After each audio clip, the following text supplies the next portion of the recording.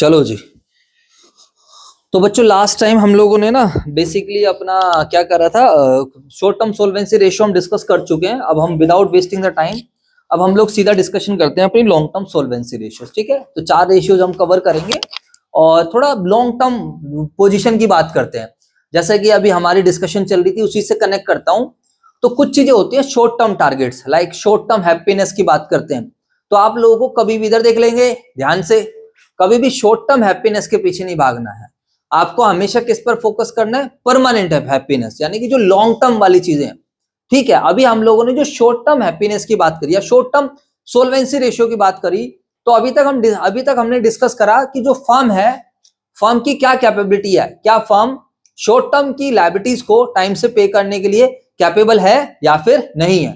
मतलब हम लोगों ने अपनी जो एबिलिटी चेक करी, किसकी देखी हमने? शॉर्ट टर्म की, विद इन 12 मंथ्स वाली या विद इन ऑपरेटिंग साइकिल वाली, कि क्या हमारे पास इतनी सफिशिएंट एसेट्स हैं कि हमारे पास creditors, liabilities, outstanding expense, current liabilities वाले अगर पैसे मांगने आ जाएं तो क्या हम उन्हें पैसे दे सकते हैं या नहीं दे सकते। हम लोगों ने 2 रेशियो बेसिकली यहां पर डिस्कस करे, एक करंट रेशियो और दूसरा कौन सा रेशियो? Quick ratio.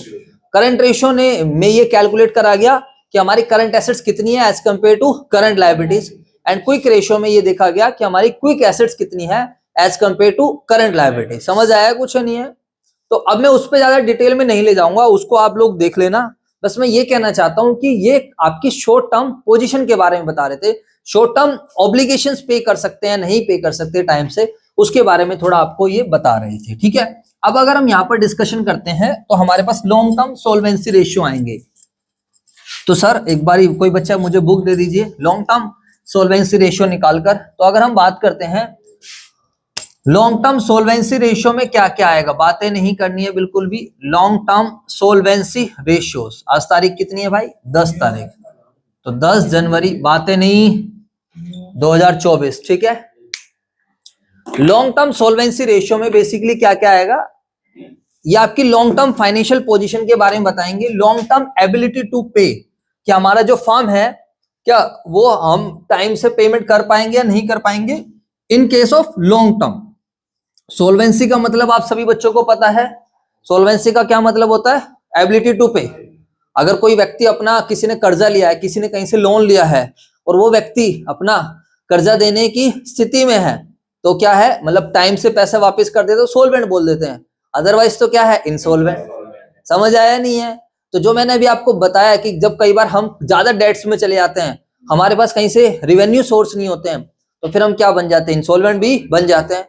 यहां पर हम ये देखेंगे कि फर्म जो है लॉन्ग टर्म डेट्स को टाइमली पे कर पाएगा या नहीं कर पाएगा। इसके लिए हम कुछ डिफरेंट काइंड्स ऑफ रेशियोज निकालेंगे, डिफरेंट हम टेस्ट करेंगे। काफी आसान रेशियो है, बड़ा मजा आएगा आपको करने में। लो जी, तो बेसिकली हम यहाँ पर 5 रेशियोज हैं, इसको हम डिस्कस कर लेंगे। सभी बच्चे इधर देखेंगे प्लीज। फर्स्ट रेशियो है मेरे बच्चों, बताओ, डेट इक्विटी रेशियो। कौन सा रेशियो है? Date equity ratio. इसको डेट टू इक्विटी रेशियो भी बोलते हैं और इसको हम क्या बोलते हैं? डेट इक्विटी रेशियो भी बोलते हैं। और दूसरा रेशियो हमारे पास कौन सा है? Total asset to debt ratio. नाम पर जरूर जाना आप सभी बच्चे, नाम में बहुत कुछ छिपा रहता है। समझ में आई बात या नहीं? लाइक यहाँ पर टोटल एसेट टू डेट की बात कर रहा है, यहाँ पर किसकी बात कर रहा है? डेट इक्विटी की बात कर रहा है। तो कुछ रेशियोज नाम से ही बन जाएंगे। लाइक पुराने जमाने के लोग आपको मिलेंगे, वो आपसे आपका नाम पूछेंगे, फिर कहेंगे भाई अच्छा बताओ अपने नाम का मतलब क्या होता है। तो कहीं ना कहीं उससे आपकी क्वालिटीज को कनेक्ट करने की क्या करते हैं? कोशिश करते हैं। समझ आया नहीं है? तो यहाँ पर आप रेशियोज में अर्थमेटिकल रिलेशनशिप है, तो नाम इसी तरीके से रखा गया है कि थोड़ा सा हमें आइडिया लग जाए बेसिकली। ठीक है बच्चों, तो total asset to debt ratio एक रेशियो आएगा हमारा। प्रोप्राइटरी रेशियो, कौन सा रेशियो आएगा? प्रोप्राइटरी। अभी तक आप लोगों को काफी आइडिया लग चुका है कि चैप्टर कैसा है, चैप्टर आसान है, मुश्किल है, क्या है। रेशियो पता होना चाहिए, थोड़ी बहुत ट्रिक्स आनी चाहिए एंड क्वेश्चंस करने का जज्बा होना चाहिए, फिर तो है चैप्टर आसान। और जिसको रेशियो ही नहीं पता वो फिर इस चैप्टर में कुछ भी नहीं कर सकता। और जो बच्चा ये सोचे कि बिना करे कुछ हो जाए, उसका इस चैप्टर में कुछ भी नहीं होने वाला। ये कोई शेयर वाला चैप्टर नहीं है कि भैया bank account debit to share application to share capital, हर बार ही वही चलता रहेगा। हर क्वेश्चन में आपको इंफॉर्मेशंस को ढूंढ के जो चीज चाहिए वो क्या करनी पड़ेगी? निकालनी पड़ेगी। और ये रेशियोज भी आपको याद रखने पड़ेंगे। समझ आया नहीं है? तो भैया ये दोनों चैप्टर इसको घर जाके साथ के साथ क्या कर लेना, रिवाइज कर लेना। और वाइवा में ज्यादातर आपसे क्या करता है, इसी चैप्टर के क्या करेगा, क्वेश्चंस पूछेगा। ठीक है बच्चों, बाकी अब मैंने बोल दिया, मैं अब आपका कोई होमवर्क वगैरह कुछ चेक नहीं करूंगा, बस मैं अब खाली सिलेबस कंप्लीट कराने पे फोकस करूंगा, क्योंकि आप लोग करते भी नहीं हो, फिर और भी चीजें हैं, थोड़ा मूड वूड खराब होता रहता है, कोई फायदा नहीं है फिर उसमें, फटाफट कंप्लीट कराता हूँ।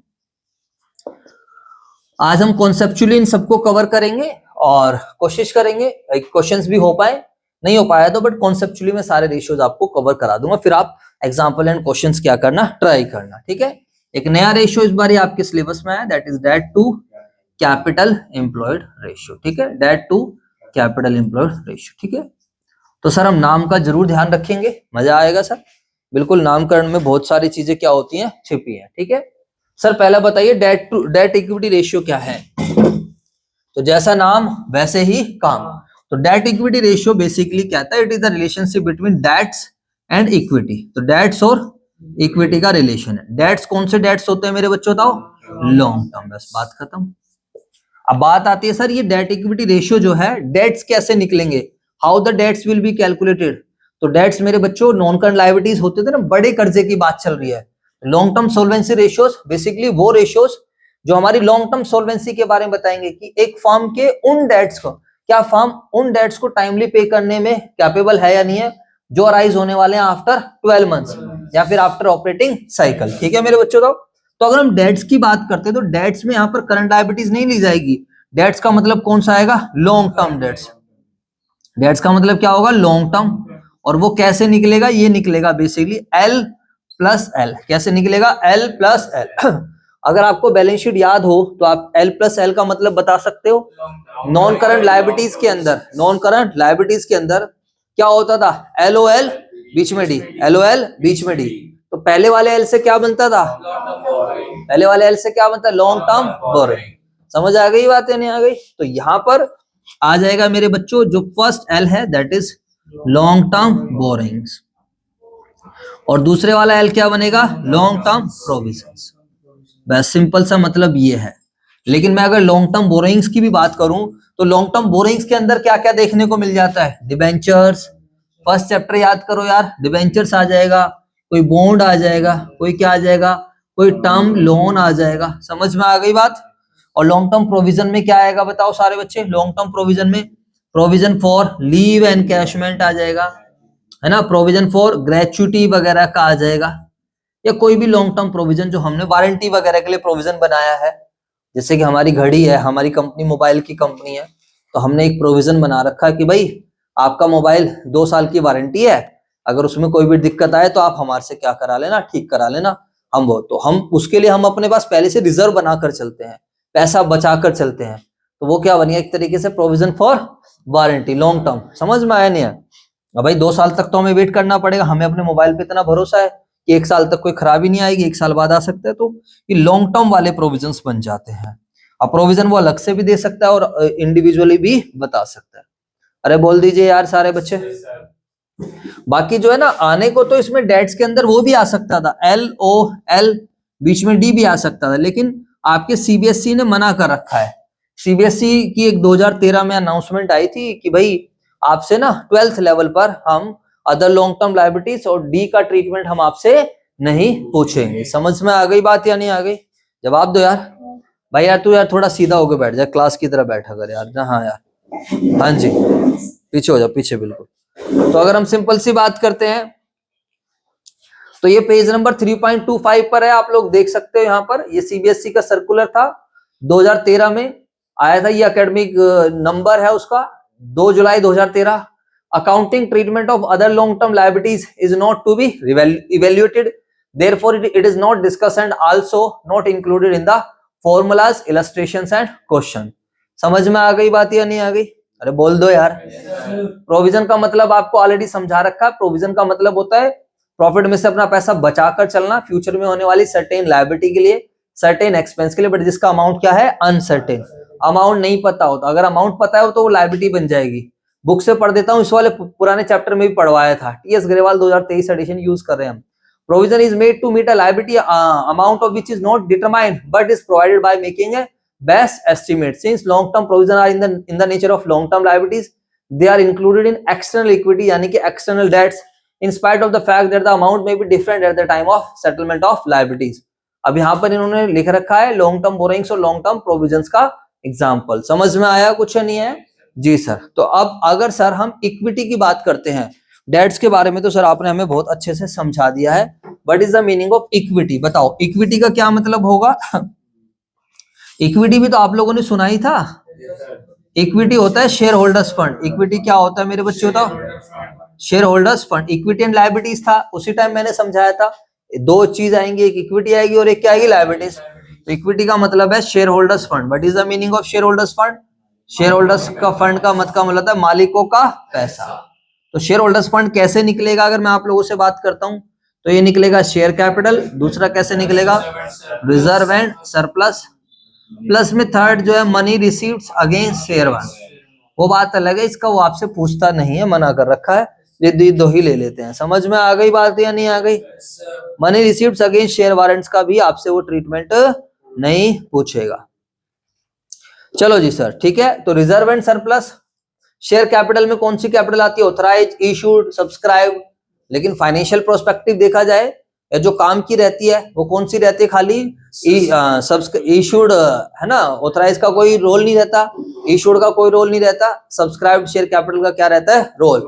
तो उसके अंदर आएगी subscribed and fully paid up, subscribed and not fully paid. समझ में आया? और रिजर्व एंड सरप्लस के अंदर सब कुछ आ जाएगा, general reserve, capital reserve, CRR, DRR, workman compensation, P and L का पॉजिटिव बैलेंस, पी&एल का नेगेटिव बैलेंस। समझ में आया? और बेसिकली ये रेशियो इंडिकेट करता है कि हमारा डेट्स कितना है। This ratio indicates how much the company has raised debts as compare to equity. Company ने मालिकों के पैसे की कंपैरिजन में कितना पैसा लोन लेके क्या है? लोन से उठाया हुआ है। कितना पैसा कंपनी ने डेट से उठाया हुआ? आप लोगों ने ये बात सुनी होगी, ज्यादातर बिजनेस डेट्स पे चलते हैं, ज्यादातर लोन जो है बिजनेस लोन लेकर ही करे जाते हैं, मालिक तो कम ही करते हैं। ठीक है, थोड़ा बहुत बिजनेस, हमारे बिजनेस में भी डेट्स है, डेट्स चलते रहते हैं, बट इसका ये मतलब नहीं है कि आप सारा बिजनेस डेट्स पे ही करोगे। समझ में आया नहीं है? इसका आइडियल रेशियो माना जाता है 2:1। ऐसा कहा जाता है कि भैया आप अपने डेट्स को ट्वाइस कर सकते हो। अब आप अपने डेट्स को, जो भी आपके डेट्स हैं उसका क्या करो? 2 गुना कर दो एज कंपेयर टू इक्विटी, मालिकों के पैसे की कंपैरिजन में। लेकिन अगर आपने डेट्स क्या कर दिया? मालिकों की कंपैरिजन के पैसे में 2 गुना से भी ज्यादा कर दिया, 3 गुना कर दिया, 4 गुना कर दिया, 5 गुना कर दिया, तो उस केस में लेंडर्स को क्या हो जाता है? रिस्क बढ़ जाता है। लेंडर्स कौन होते हैं? जिन्होंने लोन दे रखा है, जिन्होंने लोन कंपनी को क्या कर रखा है? दे रखा है।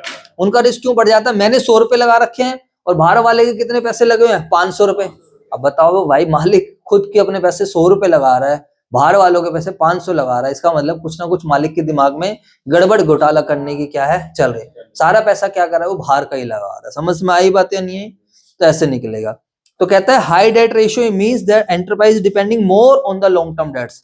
तो कुछ बातें मैं बुक से पढ़ देता हूँ क्योंकि मैं इतना सब लिखवाता नहीं हूँ बच्चों, अकाउंट्स का पेपर है, बट नॉलेज के लिए आपको पता होना चाहिए। यस, पब्लिक डिपॉजिट्स भी आ जाएंगे। आइए जी, सारे बच्चे बुक्स में हैं और आपको बोला था हाईलाइटर खरीद लेना, वो हाईलाइटर भी नहीं खरीद जाएगा। फीस की बारी आएगी तो फीस भी सर हमारे से एक्स्ट्रा नहीं दी जाएगी। वो सर ना हमारे खून में है सर, हमारे अंदर ना पढ़ाई के लिए पैसा खर्च नहीं होता, बाकी यारी दोस्ती के लिए बहुत पैसा खर्च हो जाएगा। लॉन्ग टर्म बोरिंग्स, आइए जी, लॉन्ग टर्म बोरिंग्स में लिखा हुआ है, एग्जाम्पल आप लिख सकते हो डिबेंचर, बॉन्ड्स। अगर आपके पास हाईलाइटर है तो आप हाईलाइटर कर लीजिए, वरना भैया पेन से निशान लगा लो, कोई दिक्कत नहीं है sir. Debenture, bond, loans from bank और पब्लिक डिपॉजिट भी आ जाता है। क्या भी आ जाता है इसमें? Public deposit. ठीक है, लॉन्ग टर्म प्रोविजंस में लिखा हुआ है प्रोविजन फॉर ग्रेच्युटी, अंडरलाइन कर लो ये किताब खोल के सारे बच्चे। Provision for gratuity, provision for leave encashment, payable on retirement. अब इसको पढ़ते हैं ध्यान से। High debt ratio to equity means that the enterprise is depending more on long term borrowings as against shareholders fund. In effect lenders are higher risk and have a safety cover, have a lowest safety cover. अरे बात समझ में आई या नहीं आई? यानी कि loan देने वाला क्या है? बहुत ज्यादा रिस्क में है, उसका कवर कुछ भी नहीं है। समझ में आ गया मेरे दोस्तों? तो हम भी ऐसे ही लोन नहीं देते किसी को भी। जैसे तुम्हारा कोई दोस्त पैसे मांगेगा तो आप उसकी हैसियत देखते हो। अब मैं तुम्हें पैसे मांगू, मैं बोलूंगा भाई मुझे पैसे चाहिए, तो तुम हो सकता है मुझे 5,000 दे दो, 10,000 दे दो, 1 लाख दे दो, 2 लाख दे दो, लेकिन मैं मान लो तुम्हारे से 1 करोड़ रुपए मांगने लग जाऊं तो तुम क्या होगे, नहीं सर आपकी 1 करोड़ की तो हैसियत नहीं है, आपके बस की नहीं, आप कहां से दोगे। बात समझ में आया नहीं आई। आपके स्कूल में दोस्त मिलेंगे, किसी को तुम 10 रुपए दे दोगे, 50 दे दोगे, 100 दे दोगे। हो सकता है कुछ ऐसे भी दोस्त हो जिसको तुम 500 1000 तक भी दे दो, तुम अपनी अभी इस एज के हिसाब से, लेकिन कोई तुम्हारे से 5000 मांगेगा, तो आप ये देखो भाई ये 5000 इसका घर बार कैसा है, दे भी पाएगा नहीं दे पाएगा, इसका लिविंग स्टैंडर्ड कैसा है, अरे बोल दो यार। पता चल जाता है हाव भाव से, रहने से, खाने पीने से 10 चीजें पता चल जाती है, फोन वोन उसका स्टाइल, बहुत सारी चीजें पता चल जाती है। तो एक बात बताओ, कंपनी जो है, कंपनी अगर सारा पैसा लोन लेके चल रही है तो इसका मतलब लेंडर का रिस्क क्या है, बहुत ज्यादा है। मालिकों का तो पैसा लगा ही नहीं है और सारा पैसा कंपनी कहां से लगा दे मेरे बच्चों, तो लेंडर से। समझ में आई बात या नहीं आई, दिस इज द पॉइंट। उसके अलावा जितना कम डेट इक्विटी रेशियो उतना बढ़िया है, कंपनी को इंटरेस्ट के भी पैसे बच रहे हैं और बाहर वालों की कोई सिरदर्दी है भी नहीं। देखते हैं, तो ये बुक से पढ़ रहा हूं, पढ़ लेना। On the other hand, low debt to equity ratio means that the enterprise depending more on the shareholders fund as against the long term liabilities. In effect, lenders are at lower risk. Obvious सी बात है, मालिकों का पैसा ज्यादा है और जब क्या नाम है बाहर का कुछ पैसा है नहीं, तो लेंडर का तो रिस्क वैसे ही नहीं खत्म। जवाब दो यार। अब तुम मुझे 500 रुपए उधार दे दोगे तो तुम क्या होगे यार, कोई टेंशन वाला, तुम यार 500 रुपए सर जब मर्जी वापस कर देंगे। बात समझ में आ गई या नहीं आ गई। तो ये चीज है, तो ये रीड करना होता है, इंटरप्रेट करना होता है कि ये रेशियो इंडिकेट क्या करता है। कल को आप शेयर मार्केट में पैसे लगाओगे, वहां पर कंपनीज के रेशियोज निकल रखे होंगे, तो इंटरप्रेट करना वहां पर। और उसका ठीक है, डेट इक्विटी रेशियो 2:1 ठीक ठाक माना जाता है कि हाँ ज्यादातर बिजनेस डेट पे चलते हैं। आप अपने डेट्स को ट्वाइस कर लीजिए as compare to equity, but इससे ज्यादा मत लेकर जाओ। ऑब्जेक्टिव एंड सिग्निफिकेंस, अगर आपको घर पे लिखना है हाईलाइटर, तो उसको पूरा हाईलाइट करके रख लीजिए। Debt to ratio is calculated as a measure to measure the ratio in which long-term borrowings or external funds are invested in the company to access long-term financial position and soundness of long-term financial position and the extent to which the enterprise depends on the borrowed funds. तो सीधी सी बात है, ये सीधा बता रहा है, कह रहा है यार ये एक रिलेशनशिप होता है डेट्स का और इक्विटी का। ये रेशियो ये बताता है कि हमारे फर्म में डेट्स कितने हैं और हमारे फर्म में इक्विटी कितनी है, हमारा फर्म कैसे चल रहा है, हमारा firm long term funds debts के पैसे से चल रहा है या फिर हमारा जो फर्म है, हमारी ऑर्गेनाइजेशन है, वो मालिकों के पैसे से चल रही है। समझ आया मेरे बच्चों बताओ, ठीक है। It's very very easy. यहाँ पर हमारा एक रेशियो यहाँ पर ये क्या हो जाता है, खत्म हो जाता है, 2:1 इसका आइडियल माना जाता है। ठीक है मेरे बच्चों, पहले आप इसको नोटिंग करो, इसके बाद में फिर अब आपको दूसरा रेशियो समझाऊंगा। अभी क्वेश्चंस नहीं करेंगे हम लोग। तो अगर मैं आप लोगों को सिंपली बोलता हूं तो इक्विटी का डायरेक्ट मेथड ये है, इक्विटी हमारी इस तरीके से निकलेगी, बट और भी काफी सारे तरीके होंगे जो क्वेश्चन पे डिपेंड करेंगे। जैसे जब मैं आप लोगों को समझाऊंगा, अभी तो मैंने कैपिटल एम्प्लॉयड नहीं समझाया, इक्विटी को हम ऐसे भी निकाल सकते हैं। कैपिटल एम्प्लॉयड होता है बिजनेस में लगा हुआ कुल पैसा, कैपिटल एम्प्लॉयड में से बाहर वालों का पैसा हटा दो, डेट्स का पैसा हटा दो। कौन से डेट्स हटते हैं, लॉन्ग टर्म। तो बचता क्या है, बेसिकली मालिकों का पैसा बच गया, और जो मालिकों का पैसा बच गया उसको भी तो बेसिकली हम क्या बोलते हैं, इक्विटी बोलते हैं। तो ये बच्चों डिपेंड करेगा कि हमारे पास क्वेश्चन में इंफॉर्मेशन क्या है, उसके आधार पर हम क्या करेंगे, इक्विटी डेट्स वगैरह को निकालेंगे। ठीक है, कर लोगे ना आप लोग। जैसे कि इलस्ट्रेशन नंबर 40 अगर आप देखोगे तो मैं ओरली बता रहा हूं, आप लोग इसको देख लेना। क्या कहता है यहाँ पर, कहता है डेट इक्विटी रेशियो निकालो। ये रहा जी illustration number 40। Share capital given है, जनरल रिजर्व गिवन है, सरप्लस गिवन है यानी कि प्रॉफिट का बैलेंस, डिबेंचर है, long term provision, outstanding expense. तो बच्चों वाला क्वेश्चन है, बोलो what is the formula of debt equity ratio, debts plus equity. लेकिन डेट्स कौन से लेने होते हैं, long term. Long term debts की बात करते हैं तो 75 प्लस 25। भाई डेट्स, डिबेंचर क्या होता है, long term, long term provision क्या है, तो लॉन्ग टर्म है, लेकिन आउटस्टैंडिंग एक्सपेंस यहाँ पर बेकार है, इसका कोई रोल नहीं है।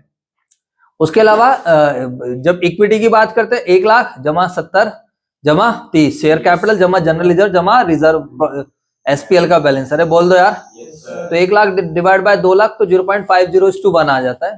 तो ये बेसिकली आपका इक्विटी बन गया। समझ आया, कर लोगे बच्चों। तो अगले में दे रखा है total assets, total external debts, total external liabilities. तो टोटल एसेट्स बताता है 1,25,000, नो प्रॉब्लम। कहते हैं total external liabilities 1 lakh, current liabilities 50। अब मुझे एक बात बताओ, कुल कर्जे में से छोटा कर्जा घटा दोगे तो बड़ा कर्जा बच जाएगा। तो बड़ा कर्जा कितना बचा 50। और इक्विटी क्या होते हैं, what is the meaning of equity, मालिकों का पैसा।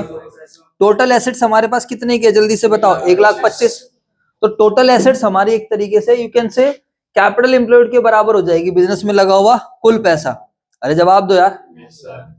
जब आप कैपिटल एम्प्लॉयड की बात करते हो ना, यहां पर ऐसे कह रहा है वो, टोटल एसेट्स बराबर किसके बराबर होगी, टोटल इक्विटी एंड लायबिलिटीज। कल भी पढ़ा था आप लोगों ने, जवाब दो यार। टोटल एसेट्स किसके बराबर होगी, total equity and liabilities. Long term की बात करते हैं। अब यहां पर क्या होगा, एक इक्विटी आ गई और एक क्या आ गई, लायबिलिटीज आ गई। लायबिलिटीज में भी नॉन करंट वाली आएगी। टोटल एसेट्स कितने की है, 1,25,000। इक्विटी निकालना ही है हमें, डेट्स हमें पता चल ही गया था, कितने का पता चला है, डेट्स हमारे टोटल डेट्स लेना पड़ेगा ना, टोटल। हाँ, नॉन करंट प्लस करंट, क्योंकि भाई एसेट्स का जो टोटल होता है, भाई एक बात बताओ ना, जब बैलेंस शीट की हम बात करते हैं, बातें नहीं, बैलेंस शीट की बात करते हैं, तो इक्विटी एंड लायबिलिटीज का जो टोटल होता है वो किसके बराबर होता है, यहाँ पर एसेट्स का। तो जो इक्विटी एंड लायबिलिटीज में खाली नॉन करंट लायबिलिटीज थोड़ी आती है, यहाँ पर तो क्या आती है, करंट लायबिलिटीज भी तो आती है। जवाब दो यार। तो यहाँ पर टोटल एसेट्स कितने का दे दिया इन्होंने, 1,25,000, ये भी 1,25,000। और नॉन करंट और करंट को या तो अलग अलग लिख लो, या तो नॉन करंट और करंट को अलग अलग, तो इक्विटी बैलेंसिंग फिगर मिल जाएगा। या फिर आप क्या करो, टोटल डेट्स को लिख लो। बताइए अब आप सारे बच्चे, 1,25,000 है और टोटल डेट्स कितने का दे रखा है क्वेश्चन में, 1,00,000 का। यानी कि यू कैन से मेरे पास इतने की एसेट्स हैं, इसमें से बाहर वालों का पैसा कितना है, 1,00,000 का है। तो इसका मतलब मालिकों का पैसा कितना हो जाएगा, 25। और जो मालिकों का पैसा होता है उसी को बेसिकली हम क्या बोलते हैं, इक्विटी का नाम से। समझ में आई? बस फिर ये खत्म हो जाता है। नोटिंग आप लोगों ने कर ही लिया है, बाकी आप क्वेश्चन ट्राई करना। अब हम चलते हैं अपने दूसरे रेशियो की तरफ। क्या नाम है मेरे बच्चों दूसरे रेशियो का, बताओ। तो जैसा नाम वैसे काम, सीधी बात, नो बकवास। बताओ, तो ये रेशियो इंडिकेट करेगा कि हमारी फर्म की टोटल एसेट्स कितनी है as compare to its long term debts. तो total asset divided by debts लिख सकते हो, या आप सीधा लिख सकते हो लॉन्ग टर्म। ठीक है, तो जितना ज्यादा होगा उतना ही बेटर है भाई। हमारी एसेट डेट की कंपैरिजन में जितनी ज्यादा हो उतनी ही क्या है मेरे लिए बढ़िया है। जवाब दो यार। तो ये रेशियो इंडिकेट करेगा कि हमारी टोटल एसेट्स कितनी है as compare to the long term dates.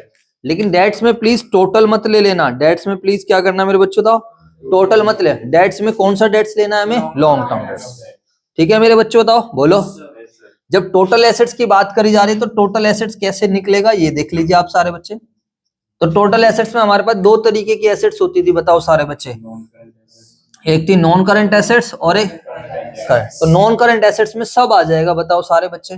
Non current assets की अगर हम हेडिंग की बात करें, ओए लड़के देख, non current investments, property plant and equipment and intangible assets. समझ में आया कुछ है नहीं है?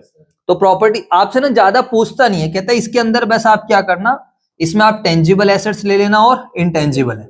आने को तो और भी आ सकता है, लेकिन आपसे क्या करेगा वो नहीं पूछेगा, क्या बोलते हैं उसका, इंटेंजिबल एसेट्स अंडर डेवलपमेंट या कैपिटल WIP, ये सब आपसे वो नहीं पूछेगा। समझ आ गई बात या नहीं आ गई? उसके अलावा क्या करता है, नॉन करंट इन्वेस्टमेंट, ये भी मेरी टोटल एसेट्स का पार्ट है। और उसके अलावा क्या है, ऑयल एंड डी आपसे पूछता ही नहीं है कभी भी, बोलो यार। तो आप अपने सिलेबस के लिए इसको अवॉइड कर सकते हो। एल भी आपसे नहीं पूछता है बेसिक, नहीं एल तो पूछता है, वो नहीं पूछेगा। एल क्या होता है, लॉन्ग टर्म लोन्स एंड, आपने किसी अपने एम्प्लॉय को, किसी सब्सिडरी कंपनी को, किसी अनदर कंपनी को लॉन्ग पीरियड के लिए क्या करा है, लोन दिया है। समझ आया है नहीं आया? बाकी डेफर्ड टैक्स एसेट्स और अदर नॉन करंट एसेट्स, इसका ट्रीटमेंट आपसे मना कर रखा है, वही 2013 के उसके सर्कुलर के हिसाब से। डेट का मतलब जो समझा था वही है।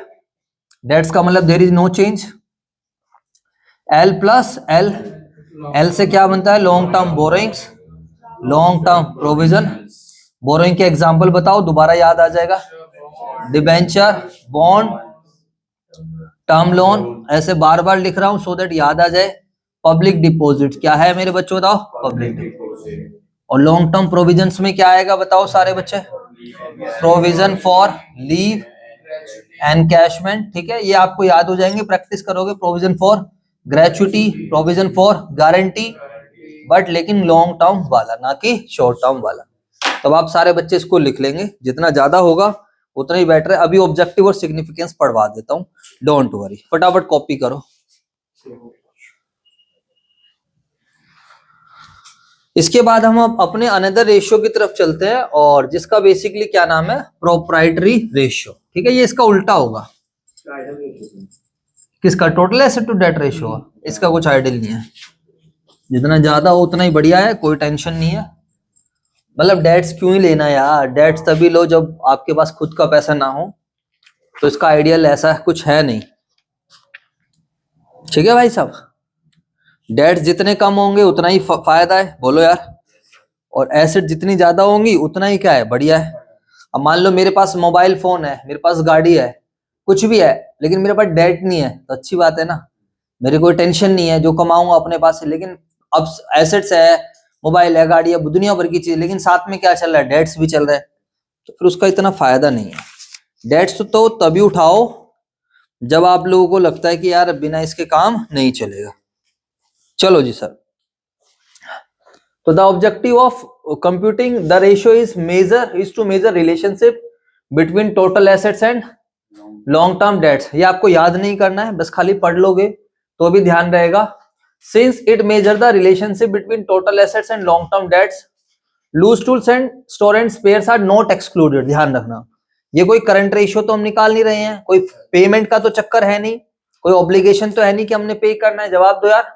हम ये नहीं देख रहे कि लॉन्ग टर्म डेट्स को पे करने के लिए एसेट्स कितनी है, नहीं, ऐसा नहीं देख रहे। हम ये देख रहे हैं कि हमारी एसेट्स कितनी है एज कंपेयर टू हमारी डेट्स, जिससे कि हमें हमारी हैसियत क्या होती रहे, पता चलती रहे।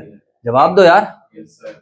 It measure the safety margin, ये सेफ्टी मार्जिन को मेजर करती है available to the lenders of the long term. आगे ना वही वाली बात, यानी कि जो लॉन्ग टर्म लेंडर्स है, जिनसे हमने लोन ले रखा है, उनके लिए एक तरीके सेफ्टी मार्जिन का काम कर रही है यार, कि वो ये देखता है कि हमारे पास पैसे हैं या फिर नहीं है, ठीक है मेरे बच्चों। उसके बाद अगर हम आगे चलते हैं, in other words it measure the extent to which debts is covered by the assets of the enterprise.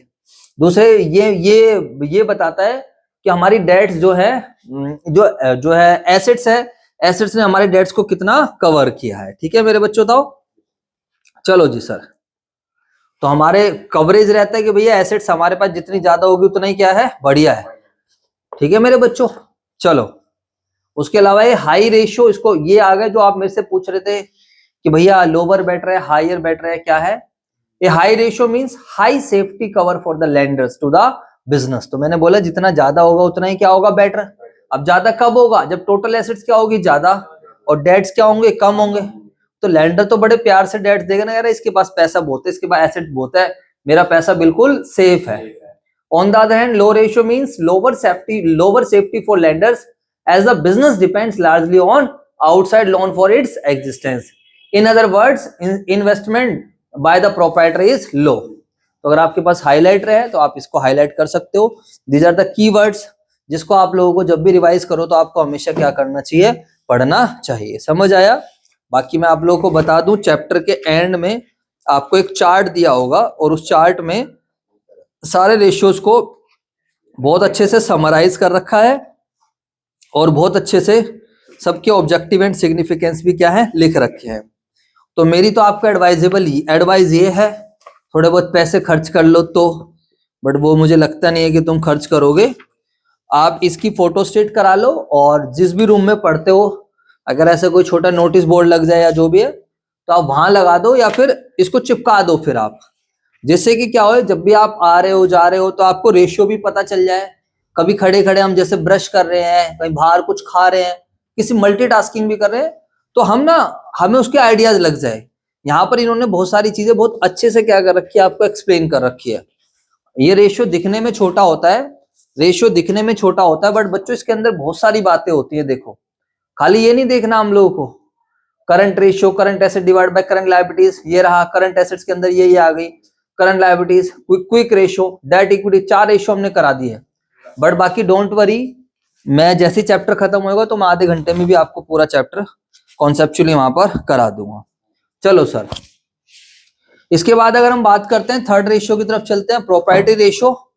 तो प्रोप्राइटरी वर्ड बना है मालिक से, तो कहीं ना कहीं प्रोप्राइटरी रेशियो भी मालिक से रिलेटेड फंड से ही होगा। समझ में आया नहीं आया? तो what is the formula of proprietary ratio, इधर देखेंगे। प्रोप्राइटरी रेशियो का formula it's very very easy, share holders fund, मालिकों का पैसा डिवाइड बाय टोटल एसेट्स। तो ये रेशियो इंडिकेट करता है कि हमारा मालिकों का पैसा कितना है in compare to total assets. तो टोटल एसेट्स अभी हम लोगों ने समझी थी, अब इस बार आप मुझे बताओगे बिना देखे। अच्छा, शेयर होल्डर्स फंड पहले बताइए, how the share holders fund is calculated. Share holders fund को हम इक्विटी का नाम भी देते हैं, और वो कैसे निकलता है, share capital plus reserve and सर्व। एक तरीका तो ये हो गया, और बताइए दूसरा तरीका क्या होगा। हाँ जी, एक क्या है, कैपिटल एम्प्लॉयड क्या होता है, बिजनेस में लगा हुआ कुल पैसा। तो कैपिटल एम्प्लॉयड में से बाहर वालों का पैसा हटा देंगे।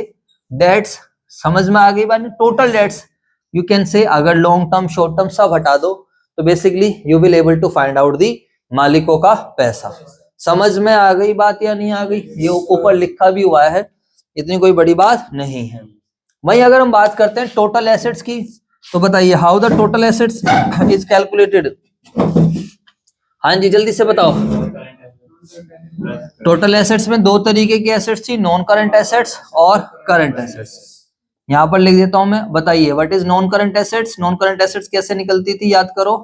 ओए लड़के देख, नॉन करंट इन्वेस्टमेंट्स और property plant and equipment and intangible assets. समझ में आ गई बात या नहीं आ गई? जी सर। तो अगर हम सीधी सी बात करते हैं यहाँ पर, तो इन्होंने बोला यार इसमें फालतू मत लो, हम तुम्हें ज्यादा टेंशन नहीं देना चाहते, तुम बस खाली क्या ले लो, टेंजिबल और इंटेंजिबल। और नॉन करंट इन्वेस्टमेंट लो, डी की तुम टेंशन लो मत, एल भी लो, एल से क्या बनता था, लॉन्ग टर्म इन्वेस्टमेंट, नहीं long term loans and advances. कहते हैं भाई ये भी ले लो आप, आपने अपने एम्प्लॉय सब्सिडरी कंपनी किसी को लोन दिया वो भी ले लो, और ओ की हम आपसे पूछेंगे नहीं। और करंट एसेट्स में आप सब बच्चों को पता है CITCSO सब आएगा। इन्वेंट्रीज के अंदर सब लेंगे, इन्वेंट्रीज में भी क्या लेंगे, सब लूज टूल्स वगैरह सब कुछ लेंगे, loose tool store and spares everything लिया जाएगा। समझ में आ गई बात या नहीं आ गई? जवाब दो। क्योंकि ये रेशियो कोई ऑब्लिगेशन चेक करने के लिए नहीं निकाल रहे हैं कि हम पैसा देने में कैपेबल है या नहीं, हम बस ये देख रहे हैं कि हमारा टोटल एसेट्स इतनी है और क्या बोलते हैं मालिकों का पैसा इतना है, एक एनालिसिस करने के लिए। अब तुम जब जाओ, जब कभी जिम में जाओगे तो ऐसा नहीं है कि यार दूसरा बंदा बहुत वजन उठा रहा है तो तुम भी जाते के साथ क्या करने लग गए, भैया मैं भी देख के उसको वजन उठाऊंगा। ऐसा तुम्हारी जो कैपेबिलिटी है उसी हिसाब से तो क्या है काम करोगे ना आप लोग। तो हम अपनी कैपेबिलिटी देख रहे हैं, हम अपनी ये देख रहे हैं कि यार थोड़ा सा करके देख रहे हैं, हम अपनी कैपेबिलिटी देख रहे हैं कि मालिकों का पैसा कितना है as compare to the total assets. ऐसे उसमें देख लिया कि हम हमारी डेट्स की कंपैरिजन में हमारी टोटल एसेट्स कितनी थी। फर्स्ट में देख लिया डेट इक्विटी रेशियो, डेट कितना है इक्विटी कितना, वहां पर हम कंपैरिजन कर रहे हैं। समझ में आ गई बात या नहीं आ गई? तो इससे क्या होता है, बिल्कुल एक, जब आप इनको समझ लेते हो, जब आप इन रेशियोज को इंटरप्रेट कर लेते हो, तो आपको कंपनी की पूरी बैलेंस शीट देखने की जरूरत नहीं है, आपको कंपनी की क्या है पूरी जो बोलते हैं SPL देखने की जरूरत नहीं है। अगर आपने इन रेशियो को रीड करना सीख लिया, जैसे जो अच्छे डॉक्टर रहते हैं वो एक्सरे की कभी रिपोर्ट नहीं देखते। अभी मैं कुछ दिन पहले गंगाराम में गया था, मेरे एक्सरे वगैरह हुए, तो मैंने कहा भाई इसकी रिपोर्ट्स भी लेकर चलेंगे। तो वो जो डॉक्टर था कह रहा भाई रिपोर्ट छोड़, तू एक्सरे लिया, बस बात खत्म। किसी भी अच्छे हॉस्पिटल में जाओगे एक्सरे की कभी कोई रिपोर्ट नहीं देखता, वो सीधा क्या करेंगे मेरे बच्चों, बताओ एक्सरे देखेंगे, भाई हमें तो पता है हम डॉक्टर किस बात की है ये बताओ। वो कह रहा है सर आपको रिपोर्ट्स वगैरह चाहिए तो रिपोर्ट्स अगले दिन मिलेंगे, आप रिपोर्ट्स अपना इंश्योरेंस या किसी और चीज के लिए आपको रखना हो तो वहां के लिए काम आ जाएगी। रिपोर्ट्स इसलिए रहती है कि हमें एक्सरे समझ नहीं आएगा, अरे इधर देख लो, रिपोर्ट किस लिए होती है, हमें एक्सरे समझ नहीं आएगा। लाइक अब हम लोग थोड़ी पढ़े तो हम क्या कर सके, उस रिपोर्ट को देख के, रिपोर्ट इंग्लिश में होगी, उस रिपोर्ट को देख के हम पढ़ सके कि बेकार है या सही है। ये ऑब्जेक्टिव एंड सिग्निफिकेंस एक बार तुमने सीख लिया फिर तुम्हें जरूरत नहीं, इधर देख लो, फिर तुम्हें राइटिंग में लिखने की जरूरत नहीं है। अब जैसे मैं तुम्हें बोल दूं यार cash account debit to sale, तो तुम समझ जाओगे ना इसका मतलब क्या है, भैया पैसा आया है और क्या हुई है, सेल हुई है। लेकिन कोई साइंस वाला बंदा थोड़ी समझ लेगा।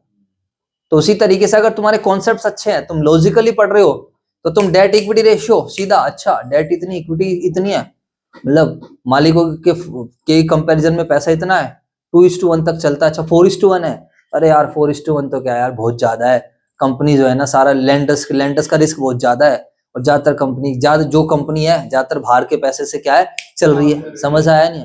तो ये इंटरप्रिटेशन होती है। तो जितनी अच्छी इंटरप्रिटेशन होगी उतनी तुम्हारी वैल्यू बनेगी आगे जाके। आगे जाके आपको लॉ को इंटरप्रेट करना पड़ेगा, इनकम टैक्स को इंटरप्रेट करना पड़ेगा, जीएसटी को, प्रैक्टिकल लाइफ में जाओगे केसेस वगैरह लड़ने पड़ेंगे।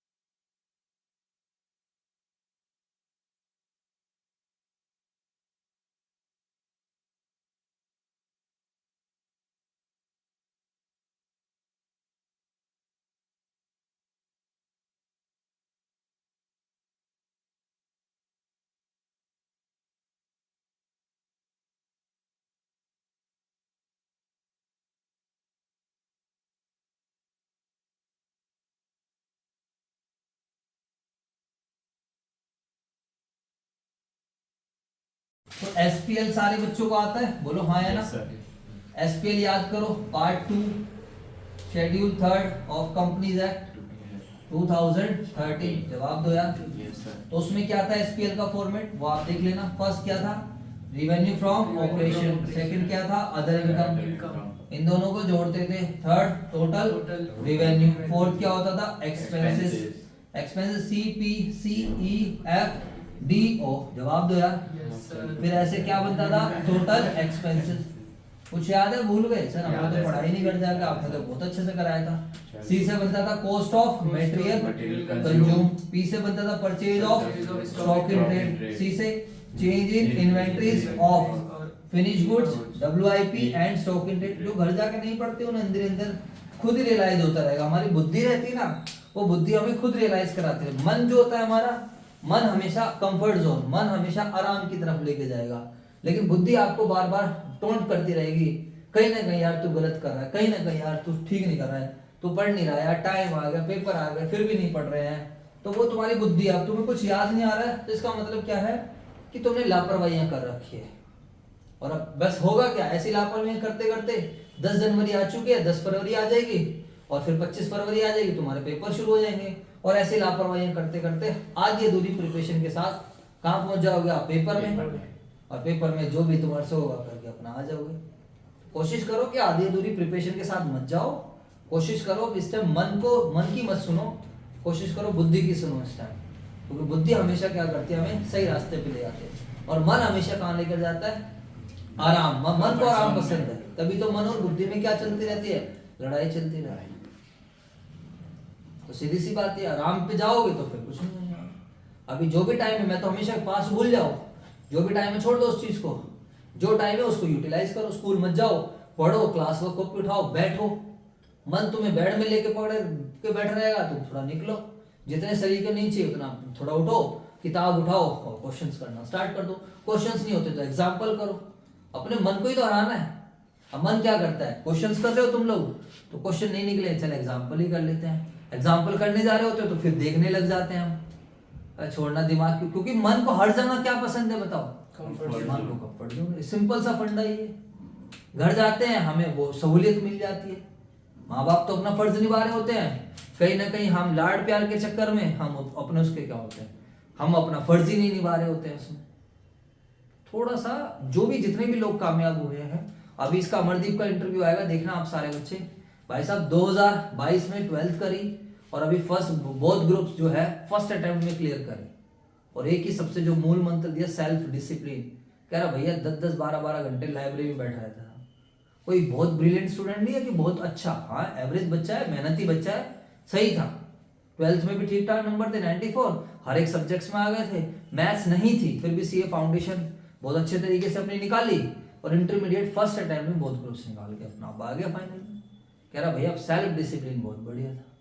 लाइब्रेरी में बैठना 3 घंटे, खुद से पढ़ना, गूगल ड्राइव देखना, क्लासेस करना, होमवर्क करना, ये कहाँ डेडिकेशन होती है यार। बात समझ में आई है नहीं बच्चों? तो अगर आप प्रोफेशनल कोर्स की तरफ कल को जाओगे, CA, CS, CMA, UPSC, government job, कहीं पर भी जाओगे, वहां पर आपको इस तरीके की डेडिकेशन लानी पड़ेगी। बाकी दिमाग सबके अंदर होता है भाई, दिमाग की किसी के अंदर कमी नहीं होती। चलो जी सर, ठीक है। Cost of material consume, purchase of stock in trade, change in inventories of finish goods, WIP, stock in trade. इसे क्या बनता था, एम्प्लॉय बेनिफिट एक्सपेंस। कह रहा है एम्प्लॉय प्रोविडेंट फंड, सुन लो इसकी बात। वाओ सर, हम तो बैठे बैठे फॉर्मेट बना दे, तुम तो याद करते रहे। अरे तुम करते होगे याद, हम तो बनाते हैं। कह रहा है ऐप से जो मर्जी याद आए वही डाल देंगे। ऐप का मतलब होता है फिक्स कॉस्ट, बात खत्म हो गई, समझ में आई? सर यही तो होता है, जैसे हम 11th में करते थे, एक डेबिट एक क्रेडिट हो जाए और बस थोड़ी सी नरेशन लिख की जाए और सर मजा आ गया। देखने में अच्छा लगना चाहिए, वाह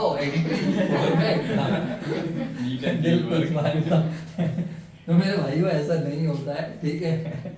वो जमाना चला गया है आप लोग, ठीक है।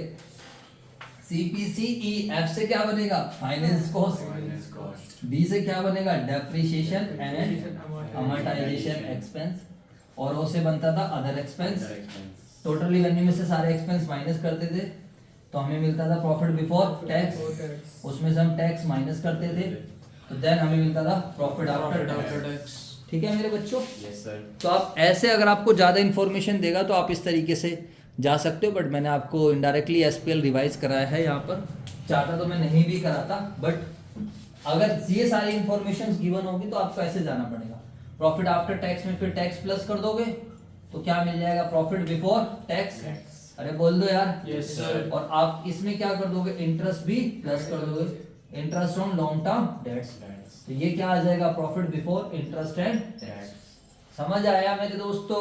Yes, तो ये रेशियो इंडिकेट करता है कि हमारी कंपनी का profit before interest and tax कितना है as compare to interest on long term debts. जितना बड़ा कवर रहेगा उतना ही हमारे लिए क्या रहेगा, फायदा रहेगा, उतना ही हम interest on long term dates को टाइम से पे भी कर पाएंगे। और बताइए साथ के साथ हम क्या भी कर पाएंगे, हमारे पास जो है प्रॉफिट्स के लिए भी पैसा बच जाएगा, डिविडेंड वगैरह भी दे देंगे, रिजर्व्स वगैरह भी बना लेंगे। अरे बोल दो भाई। Yes sir. ठीक है सर, बिल्कुल कर लेंगे, नो प्रॉब्लम। लास्ट रेशियो हमारा debt to capital employed, as the name is suggesting debt to capital employed, this is debts divided by capital employed. ठीक है, तो कुछ ज्यादा बड़ा रेशियो है नहीं, आसान सी बात है, debts divided by capital employed. तो सर ये रेशियो क्या इंडिकेट करता है, ये रेशियो इंडिकेट करता है कि हमारे डेट्स कितने हैं। डेट्स का मतलब कौन से डेट्स है, लॉन्ग टर्म, यहाँ पर शॉर्ट टर्म की बात ही नहीं होगी। ये रेशियो इंडिकेट करता है कि हमारे लॉन्ग टर्म डेट्स कितने हैं as compare to capital employed. What is the meaning of capital employed? Capital employed का मतलब होता है बिजनेस में लगा हुआ कुल पैसा, और वो भी किसके लिए, लॉन्ग टर्म के लिए। वो बात अलग है, कैपिटल एम्प्लॉयड निकालने के अलग अलग तरीके होंगे, तो अभी मैं आपको एक ही तरीका बता रहा हूँ कैपिटल एम्प्लॉयड का। वो सिंपल सा है, debts plus equity. Capital employed का मतलब क्या होता है, डेट्स प्लस इक्विटी। वैसे हम लॉन्ग टर्म डेट्स लेकर चलते हैं यहाँ पर। ठीक है मेरे बच्चों, बताओ, बोलो यार। Yes sir.